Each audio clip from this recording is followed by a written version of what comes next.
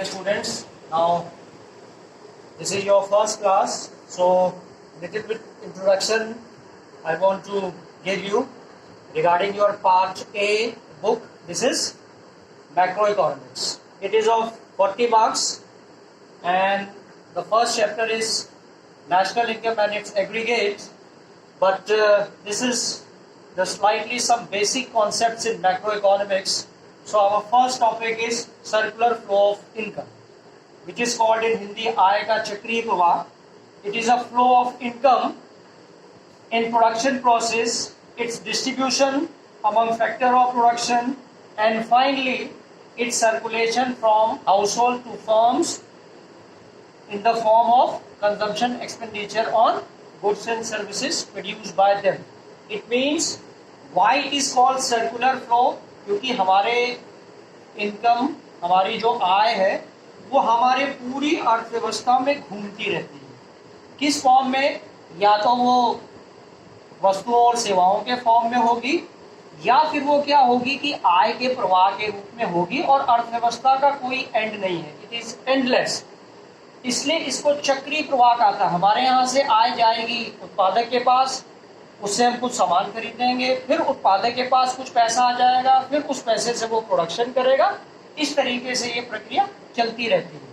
और simple form में इतनी लंबी डेफिनेशन ना लिखकर आप सिंपल लिख सकते हैं कि इसमें वस्तुओं और सेवाओं का प्रवाह एक फर्म से गृहस्थ की तरफ जाएगा, कंज्यूमर की तरफ जाएगा, और आय का प्रवाह फर्म से क्या होगा, गृहस्थ की तरफ जाएगा. और इसमें आप देखिए हमारे तीन उत्पादन के तीन चरण होते हैं, जिसको हम फेजेस बोलते हैं, फेजेस ऑफ इकोनॉमी. इसमें पहला आपका प्रोडक्शन फेज है, उत्पादन, जिसको हम लोग जनरेशन फेज भी बोलते हैं. सेकेंड इसमें ये आपका जो है वो इनकम फेज है, इसको हम लोग डिस्ट्रीब्यूशन बोलते हैं. और थर्ड इसमें क्या है कि एक्सपेंडिचर फेज है, जिसको डिस्पोजिशन करते हैं. जो भी उत्पादक हैं वो वस्तुओं और सेवाओं का उत्पादन करेंगे, उस उत्पादन को हम लोग खरीदेंगे. तो जब हम लोग खरीदेंगे तो कुछ पैसा हम लोग खर्च कर देंगे अपना, वही पैसा वापस से उत्पादन प्रक्रिया में चला जाएगा और ये प्रक्रिया होती रहेगी. ये जो आपका आय का चक्रीय प्रवाह है वो दो तरीके का होता है. एक आपका जो है जिसको हम लोग बोलते हैं कि रियल फ्लो, जो वास्तविक प्रवाह है, और एक इसमें है मनी फ्लो, जिसको हम लोग बोलते हैं मौद्रिक प्रवाह. ये रियल फ्लो है, ये फिजिकल फ्लो भी कहलाता है. रियल फ्लो का मतलब है ये केवल वस्तुओं और सेवाओं से संबंधित रहता, इसमें मुद्रा का कोई रोल नहीं. आप देखिए हाउस होल्ड ये गृहस्थ है, कंज्यूमर है, और फर्म्स का मतलब है कि ये कंपनी, आप इसको मान सकते हैं. ये गृहस्थ क्या कर रहा है कि अपने उत्पादन की सेवाएं दे रहा है, यानी उसमें वो लेबर की सेवाएं देगा, उसमें वो लैंड की देगा, कैपिटल की देगा, और उसके बदले में फर्म उसको क्या करेगी, वस्तुओं और सेवाएं देगी.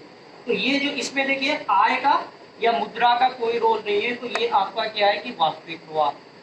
मौद्रिक प्रवाह में क्या है कि इसमें मुद्रा का रोल आ जाता है कि जब हमने अपनी सेवाएं दी है ना, तो उसके बदले में अगर हमने लैंड लिया, उसके बदले में हमको रेंट मिला, अगर हमने पैसा लगाया उसके बदले में इंटरेस्ट मिला, अगर हमने लेबर की सर्विसेज प्रोवाइड की उसके बदले में हमको मजदूरी मिली, और उसी पैसे से हमने क्या किया, वस्तुओं और सेवाओं पे खर्च कर दिया.